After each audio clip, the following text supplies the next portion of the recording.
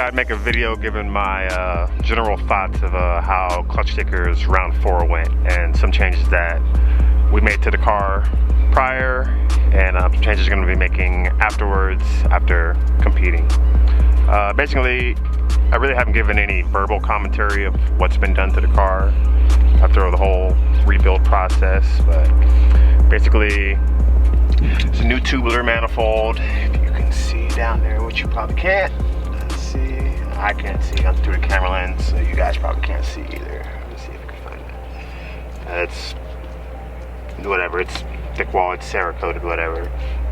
New Precision 6262 turbo. There's a new Mechman, I believe it's a 250 amp alternator, because this car it draws a lot of current from all electronics in it. I was also having issues with the belt continuously being thrown when it was bouncing on the limiter. I had the, I don't know, maybe it's whatever tensioner from Drift Motion that they sold that was supposed to help stop the tensioner from bouncing back and forth. It didn't work, so what we ended up deciding to do was going to electric power steering.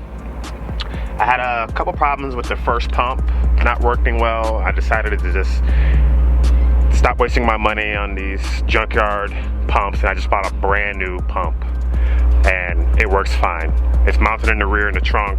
I can show you guys, but it really doesn't matter. But so electronic power steering on the car. I also have a front. I went to a front because the car's never run a front sway bar.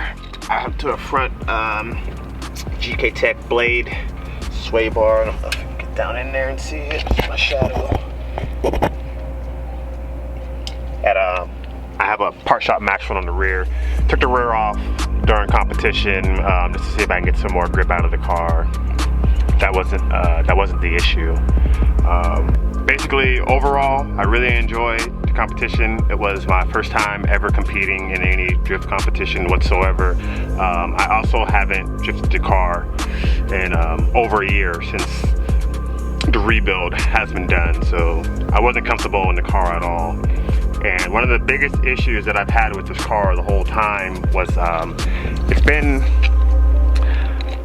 when I try to shift fast in the second gear with this CD trans, it basically locks me out. So the issue I was having was I couldn't floor it on the run up because it would lock me out of the second gear. So I basically had to grandpa it in first gear and then really get it in the second gear. And it was just throwing my whole initiation off the entire event. And then the next issue I was having was I'm running a 350Z 354 rear end in the car, rear diff, and the issue I was having is when I was in second gear, I was on the limiter with not enough wheel speed, and when I was in third gear, it was too low of a wheel speed and the car was bogging down, and I was just struggling the entire time, and it was really frustrating me. But overall, after not drifting in so long, and my only goal for the weekend was I wanted to be able to qualify. If I was able to qualify, I felt like I was, still decent enough of a driver to be able to qualify against, because those guys, if you know about Klutchkickers, 70% of the drivers are either pro or ex-pro one drivers. Big power, 1,000 horsepower, FD cars. So I figured if I can get out there and at least qualify, then, my weekend was set. And I was able to qualify. I got knocked out first battle, due to my error. I mean, it is what it is. But at the end of the day, I was able to qualify and get at least a battle off, so I was pretty stoked about that. But I figured after that it was time to go ahead and pull the trigger on something I've been holding back with the car. And I also did the entire weekend on one single set of tires. That was Friday practice, Saturday practice, and competition on one single set of new Kendas. I love these tires, and I just literally did a massive burnout, which I'll show you here now.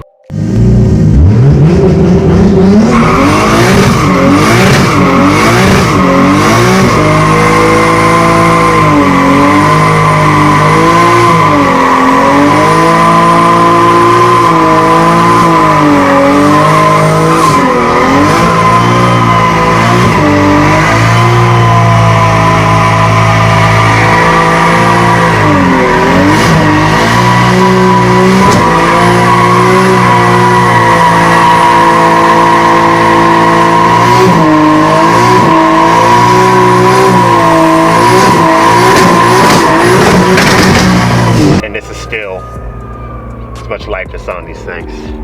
I love these tires. I also ditched the glass pipes. I hated the way the car sounded with it, with the new manifold. It sounded terrible.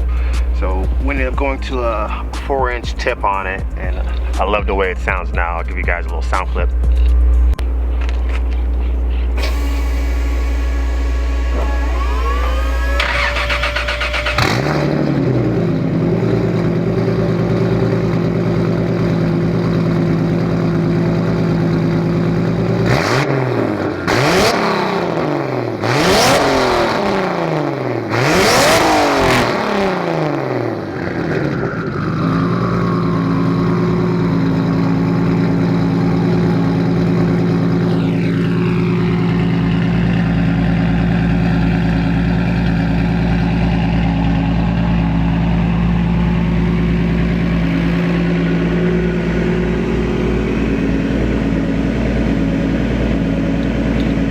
That alternator is really doing work.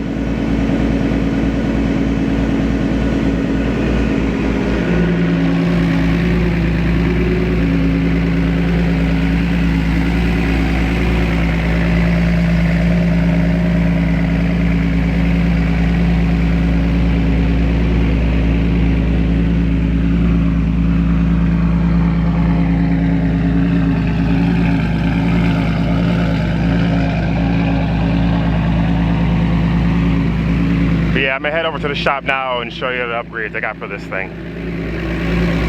All right, here's the extra subframe that I bought. Gonna be using for the winter's diff, sending it up to Sicky. They're gonna go ahead and cut it up, modify it, and get the diff all mounted and ready. So that takes a few weeks. So I'll show you guys how it looks like whenever it's all done.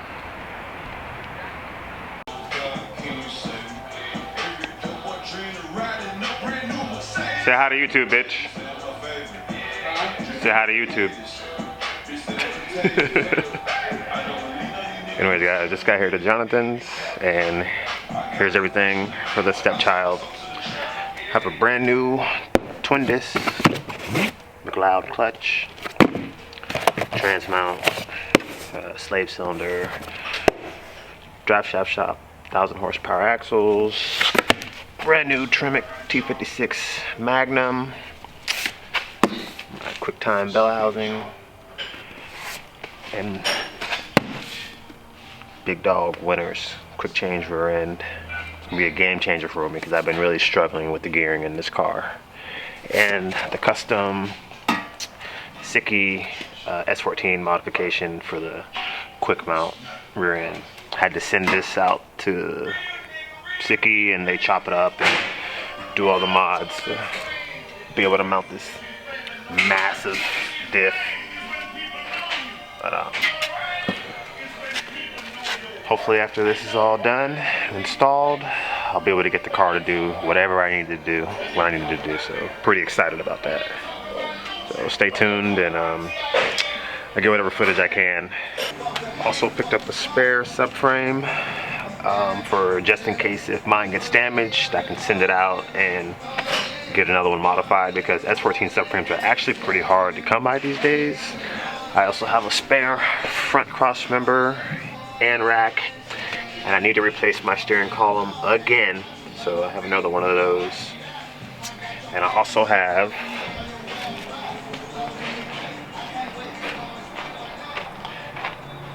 a spare set of doors for when the inevitable happens and my doors get screwed up, because S14 doors are kind of also hard to come by, so I also have a spare set of doors. So if mine gets smoked, I have another set laying around to throw them on the car. Also picked up a spare trunk for if the rear end of the car ever gets smashed. I have one of these lying around I can throw back on. These parts are becoming harder and harder to find, so if you have the chance to get some spares, I recommend doing it. So that's just another one. And I also have a spare set of headlights. Let me go find them. Here are the spare headlights that I got. They've already had the covers replaced with the clear ones, so I don't have to do that again because it is not fun. Just some more spare parts, add to the list, things I might need in the future. But I hope I don't need to, but better to have them and not need them than to need them and not have them. Of course, Jonathan can never leave these damn LS engines alone. Favorite thing in the world. How long is this one gonna last? Hopefully forever. All right. 700 should be nothing. You'll sell the car before the engine dies anyway, so it don't matter. Supercharger. Oh yeah.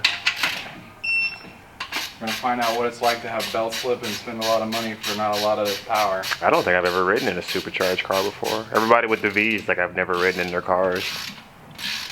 Well, hopefully this thing having a jack shaft and a cog drive on the back should sound pretty crazy.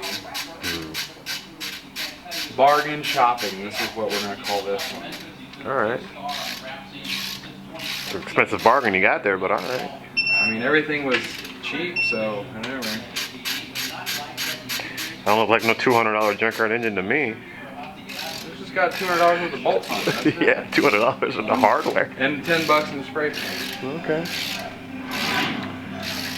Well, anyway, I'm going to be out of town for this one, so this guy's going to be the one working on the car, and he's going to have to film everything he does. We're going to start my YouTube career. Yeah, so if the footage is trash or non-existent.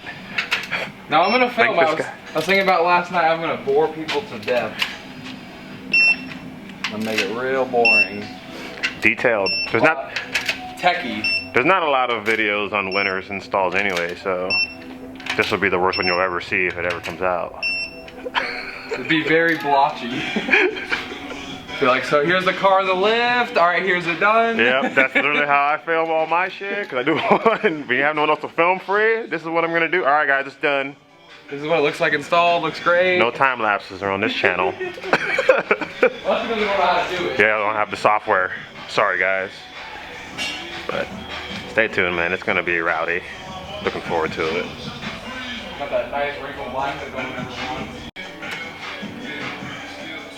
This is the stuff only ballers are for. This is the $25,000 supercharger. Budget, you see how nasty it is? Okay. He got it at a discounted rate because it's so dirty, because really it's a $35,000 supercharger. But supercharging is the most expensive thing, so we're going to see what the hype is. Yeah, we'll see what it's all about. In a truck though, so. Yeah. He's building this rowdy single cab truck it's not here right now. But maybe I'll do a video on that thing when it's done. We'll see. But alright guys, that's pretty much going to be it for this video. We'll keep you guys updated on the progress of the car. Peace.